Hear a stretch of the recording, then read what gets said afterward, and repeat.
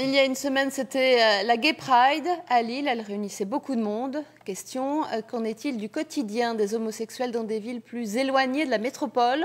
Dans le Dunkerquois, par exemple, une association a été créée.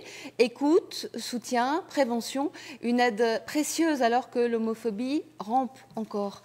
Marie-Noëlle Grimaldi, Frédéric Giltet. À 22 ans, Jimmy est aujourd'hui un homme bien dans sa peau. Mais lorsqu'il a pris conscience de son homosexualité, il était en seconde dans un lycée professionnel et les choses ont mal tourné. C'était insultes, menaces de mort et tout ça. C'était vraiment un calvaire total où j'étais vraiment parti en dépression et j'ai vraiment dû arrêter les cours. En pleine année? En pleine année. C'était où j'arrêtais les cours, c'était une question de survie en fait. À l'époque, aucune association d'aide aux homosexuels n'existe près de chez lui. Jimmy crée donc Arc-en-Ciel Dunkerquois en 2011, à tout juste 18 ans. Mercredi après-midi, j'ai toutes mes épreuves de matière professionnelle. Tu vas y aller, j'espère? Bah oui, quand même. L'association soutient notamment Marie qui passe son bac alors qu'elle habite désormais chez sa grand-mère.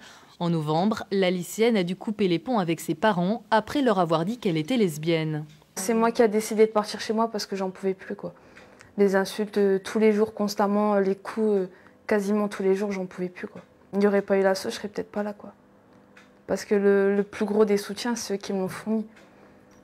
J'ai trouvé des gens super dans cet asso et pour rien au monde, je voudrais les perdre.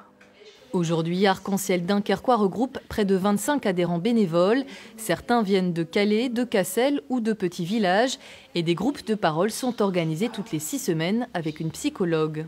C'est pas toujours facile parce que des fois, tu as des gens qui ont des idées préconçues ou une mauvaise compréhension de qui tu es.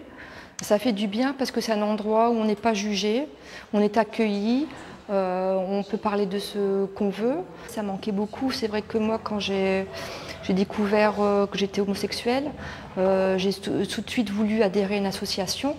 Et il n'y avait rien à Dunkerque, donc forcément, moi j'allais sur l'île, je devais me déplacer. Le combat de Jimmy n'est pas près de s'arrêter. Selon un rapport rendu au Sénat en 2013, près de 30% des jeunes homosexuels ont tenté au moins une fois de se suicider.